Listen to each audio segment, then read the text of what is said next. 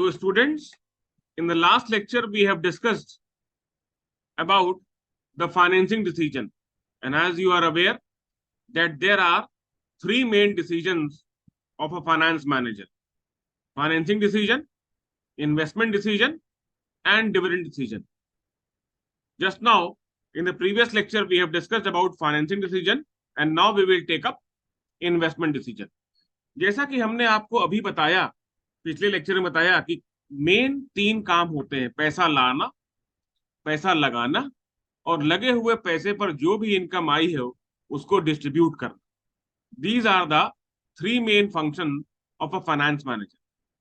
तो financing decision में अभी हम लोग ने बहुत सारे पॉइंट्स देखे जो कि इंपॉर्टेंट हैं, और एक फाइनेंस मैनेजर को जब भी फाइनेंसिंग डिसीजन लेना होगा वो सब डिसीजन को ध्यान में रखेगा. अब इन्वेस्टमेंट. तो सिचुएशन ये है कि पैसा कंपनी के पास आ गया, अब कंपनी को वो पैसा इन्वेस्ट करना है. और हम लोग पहले भी देख चुके हैं कि इन्वेस्टमेंट के हमारे पास कई ऑल्टरनेट है, कि हम फिजिकल इन्वेस्टमेंट करें, नॉन ट्रांसफरेबल इन्वेस्टमेंट करें, या फिर मार्केटेबल इन्वेस्टमेंट करें. डिसीजन वर्ड हमने पहले भी आपसे कहा, इसलिए डिसीजन वन को इन्वॉल्व कर रहे हैं क्योंकि हमारे पास इन्वेस्टमेंट का सिर्फ एक ऑल्टरनेट नहीं, there are number of investment alternatives. So that is why we have to take the decision कि हम कहाँ इन्वेस्ट करें. लेकिन इन्वेस्टमेंट करने वक्त या उससे पहले ये सारे पॉइंट्स हम लोगों को अपने दिमाग में बैठाने हैं और एक एक करके इन्हीं के हिसाब से इन्वेस्टमेंट करना है. तो पहला पॉइंट कि जो भी पैसा आपने मार्केट से उठाया है, पहले तो आप ये ध्यान कर लीजिए कि आपको कितना पैसा इन्वेस्ट करना. That means calculation of total fund to be invested. कि मान लीजिए आपने मार्केट से 1 करोड़ रुपए उठाए हैं, तो 1 करोड़ अगर ये पूरा लगा देंगे तो ऑपरेशनल कॉस्ट कहाँ से आएगी. तो 1 करोड़ में से कितना पैसा, 80 करोड़ या फिर आप कह सकते हैं कि 90 लाख या 95 लाख आपको इन्वेस्ट करना है. कि जो भी पैसा हमने मार्केट से उठाया है उसमें से कितना पैसा हम लोग इन्वेस्ट करेंगे, total volume of fund to be invested. दूसरा, जितने भी हमारे सामने इन्वेस्टमेंट प्रपोजल्स हैं, दूसरा पॉइंट ये है appraisal and selection of capital investment proposal. मतलब ये हो गया कि जो जहां पर भी हम लोग इन्वेस्टमेंट करना चाह रहे हैं उस इन्वेस्टमेंट प्रपोजल को हम लोग पहले सारे जितने भी इन्वेस्टमेंट प्रपोजल हैं उनको अप्रेज करें. अप्रेजल मींस उनका इवैल्यूएशन करें, और जो उसमें से बेस्ट होगा उसको हम लोग ले सकते हैं. तो यहां पर आपका एक तरह से appraisal and selection of the capital investment proposal होगा. बहुत सारे अप्रेजल क्राइटेरिया होते हैं, जैसे कि एनपीवी, और else we can say IRR, or else we can say payback period, we can say average rate of return. These are the various methods through which the various alternate of investment proposal that you have that can be evaluated. मतलब हम लोगों को financially evaluate करना है, appraisal करना है उन projects का, जिससे कि उसमें से जो बेस्ट होगा, जो हायर रिटर्न देगा, उसको हम लोग सेलेक्ट करेंगे. तो यहाँ पर पहला आपने ये डिसाइड कर लिया कि कितना फंड आपको इन्वेस्ट करना है, और फिर कौन कौन से प्रोजेक्ट्स आपके सामने हैं उन प्रोजेक्ट्स को सबको इवैल्यूएट किया और फिर उसको सेलेक्ट कर लिया. लेकिन एक चीज हमेशा ध्यान रखिए, थर्ड पॉइंट जो मेक इट इंपॉर्टेंट है, कि जब भी हम लोग किसी भी प्रपोजल को इवैल्यूएट करते हैं तो रिटर्न के साथ, रिटर्न का इवैल्यूएशन तो इससे हो जाएगा, लेकिन उसको रिस्क से भी इवैल्यूएट करें कि कितना अमाउंट ऑफ रिस्क उसमें एग्जिस्ट करता है. What is the level of standard deviation, कि अगर हम प्रोजेक्ट को लेंगे तो कितना ये डेविएट करेगा. What is the amount of risk and uncertainty in the project, और वो रिस्क उठाने की क्षमता, कैपेबिलिटी हम में है कि नहीं है. तो measure of risk is also one of the important point that you have to keep in mind while investment. Fourth point हमने लिखा है इसमें, फंड एलोकेशन एंड रैशनिंग. यहां पर मतलब हो गया फंड एलोकेशन एंड रैशनिंग, मतलब ये हो गया कि जितने भी आपके सामने इन्वेस्टमेंट प्रपोजल्स हैं, जितने भी आपके सामने इन्वेस्टमेंट प्रपोजल्स हैं, उन प्रपोजल्स को आप, जैसे मान लीजिए आपके सामने 5 इन्वेस्टमेंट प्रपोजल है और रिक्वायर्ड अमाउंट ऑफ फंड आपके पास इतना है कि सिर्फ 5 में से 4 ले सकते हैं, मतलब 4 में कुछ कुछ पैसा लगा सकते हैं। तो जो अप्रेजल आपने किया है इसके बेसिस पर आप प्रोजेक्ट को रैंक कर लीजिए, 1 2 3 4, 5 में से 4 रैंक हो गई, और फिर उनमें आप पैसा इन्वेस्ट कर दीजिए। जो सबसे हायर रिटर्न दे रहा है उसमें पूरा पैसा लगाइए, फिर उसके बाद नेक्स्ट वाले में, फिर उसके बाद नेक्स्ट वाले में, उसके बाद नेक्स्ट वाले में। तो capital rationing means distributing your investment in the various alternates of projects or proposals so that you can get the higher return। कि हम जितने भी प्रपोजल्स हमारे सामने हैं उनको हम रैंक कर लें, और रैंक करने के बाद जितना भी पैसा हमारे पास है हम उसमें डिस्ट्रीब्यूट कर दें। तो ये हो गया rational. Fixed assets to be acquired, investment proposal में आपको ये भी ध्यान देना है कि आपको फिक्स एसेट्स लेना है कि नहीं लेना है, क्योंकि फिक्स एसेट आप समझ लीजिए एक तरह से बहुत बार कंपनी में डेड एसेट्स की तरह होता है। जैसे आप बैंक्स देखिए, बैंक का किसी भी शहर में जो हेड ऑफिस होता है वो तो उसकी ओन बिल्डिंग होती है, लेकिन बैंक के जो ब्रांचेस हैं वो रेंट में ज्यादातर उसको लेते हैं। रीजन भी क्योंकि अगर बैंक की ब्रांचेस को भी वो खरीदने लग जाएंगे तो एक हेवी अमाउंट ऑफ इन्वेस्टमेंट हो जाएगा, और बैंक अपना पैसा ब्लॉक नहीं करना चाहता है फिक्स एसेट्स में।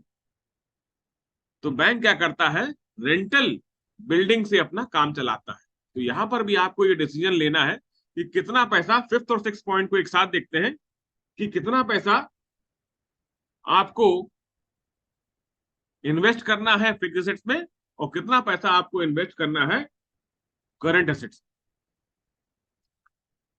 बाय और लीज डिसीजन, किस एसेट को हमको परचेज करना है और किस एसेट को हमको लीज पर ले जाना है, ये भी डिसीजन है। क्योंकि बाय, हमने अभी एग्जांपल लिया कि अगर हम बिल्डिंग को बाय कर लेंगे तो एक हेवी अमाउंट ऑफ कैपिटल हमारी ब्लॉक हो जाएगी, लेकिन अगर हम रेंट से काम करेंगे, मतलब एक बिल्डिंग जो 10 करोड़ की है और उस बिल्डिंग का रेंट जो है वो 50,000 रुपया महीना, तो बेटर ये है कि हम 10 करोड़ रुपए ना ब्लॉक करके 50,000 रुपए का रेंट उस पर दें और बाकी का पैसा 10 करोड़ में से जो बचा उसको कहीं अपने बिजनेस में लगाएं।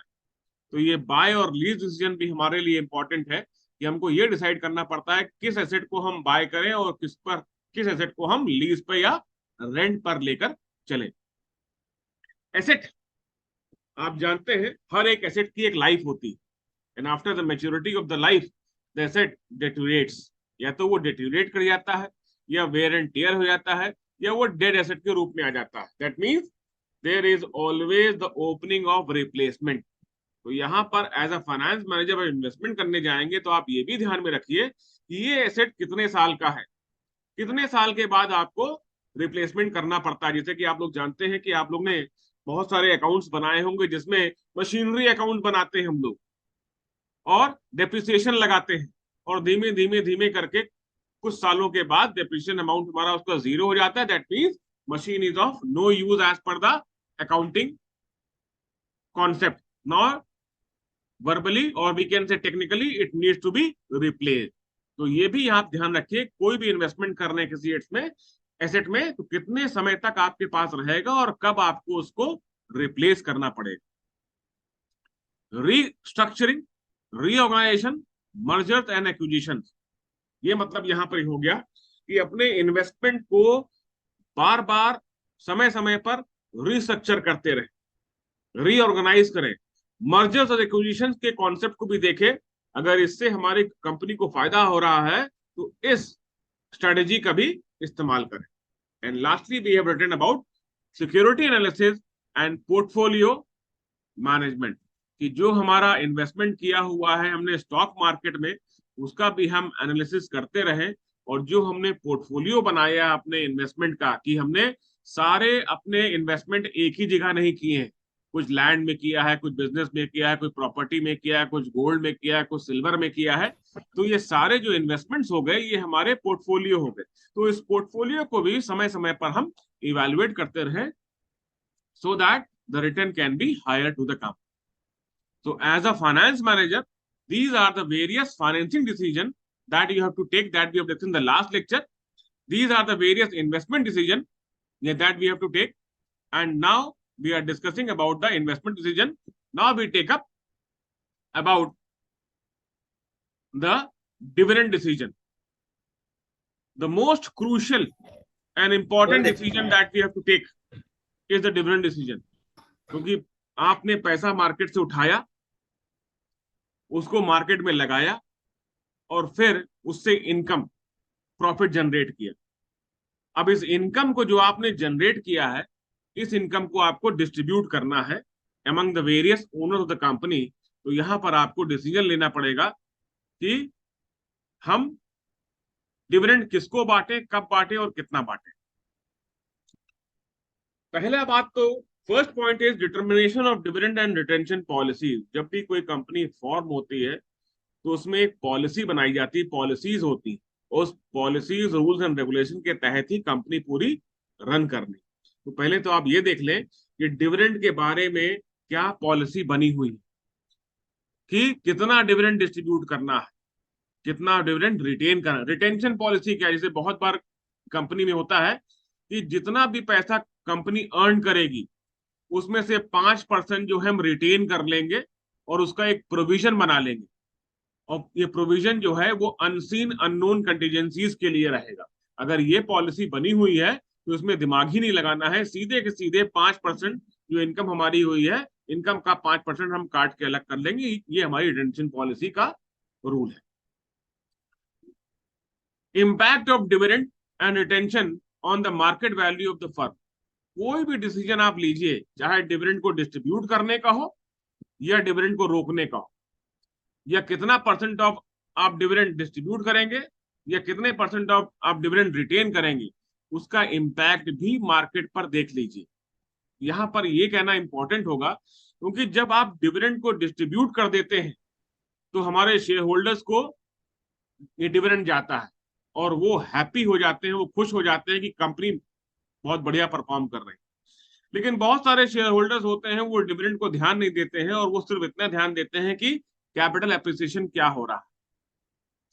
तो जो भी डिसीजन आपके लेंगे, मतलब हमारे पास मार्केट में दो तरह के इन्वेस्टर होते हैं। एक वो इन्वेस्टर जो लॉन्ग टर्म रिटर्न चाहता है और एक वो इन्वेस्टर जो समय समय पर अपना रिटर्न चाहता है।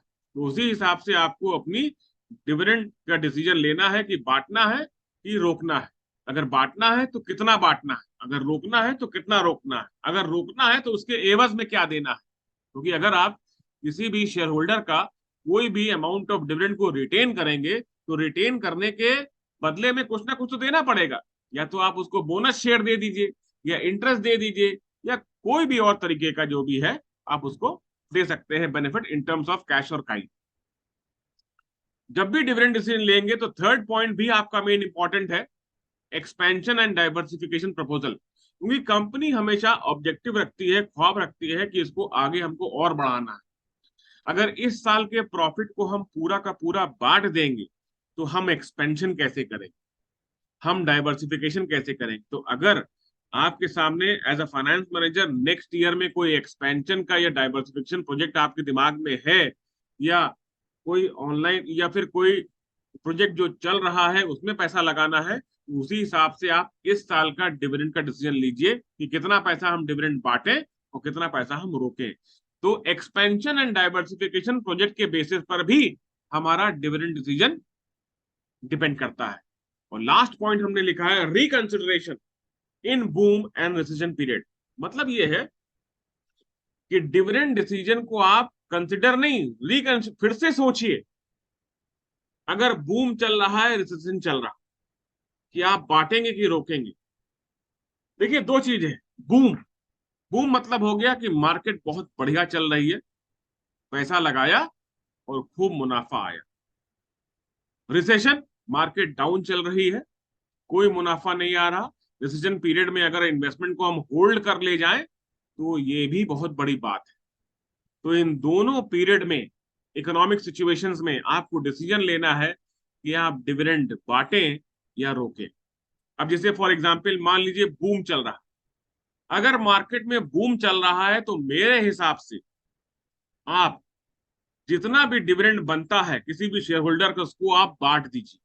क्योंकि अगर अभी बूम है तो आने वाला समय रिसेशन, क्योंकि अगर बूम पर आपने उसका पैसा रोका तो पहली बात आपको हायर रेट ऑफ इंटरेस्ट पे रोकना पड़ेगा, और अगर आगे समय आपके विपरीत हो गया, अपोजिट हो गया, तो आपको हायर रेट ऑफ इंटरेस्ट देने में दिक्कत हो जाए। और दूसरी तरफ रिसेशन में अगर आप पैसा रोकेंगे तो आप कम से कम रेट पर रोकेंगे, आगे बूम आएगा तो आपकी कंपनी को फायदा होगा, जब फायदा होगा तो आप अपने शेयर होल्डर्स को या फिर डेट होल्डर्स को अच्छा बेनिफिट दे पाएंगे। क्योंकि देखने से लगता है कि बूम है तो रोक लो और रिसेशन है तो बांट दो, लेकिन इसमें फाइनेंशियल एस्पेक्ट में डिविडेंड डिसीजन में इसका उल्टा होता है, बूम है तो बांट दो और रिसेशन है तो रोक लो। So in this way, students, in this lecture, we have discussed about the two investment decisions. That was the investment decision and the dividend decision. And in the previous lecture, we have discussed about the financing decision. So in this way, we have completed the main topic of finance, financial management, that is functions of finance, जिसमें हमने discuss किया financing decision, investment decision and dividend decision. These two lectures are there online, और जब भी आपको जरूरत हो इन दोनों लेक्चर्स को आप बारी बारी से देखिए। फर्स्ट एंड सेकंड इसका नाम हमने दिया है, पहले में आपको फाइनेंशियल डिसीजन मिल जाएगा और दूसरे में आपको इन्वेस्टमेंट डिसीजन मिल जाएगा, राइट। तो उसको ध्यान से देखिएगा, सारे पॉइंट बहुत इंपॉर्टेंट है और बहुत ही जो मेन इंपॉर्टेंट पॉइंट है उनको ही हमने यहाँ पर लिखा हुआ। ठीक, okay, thank you all of you.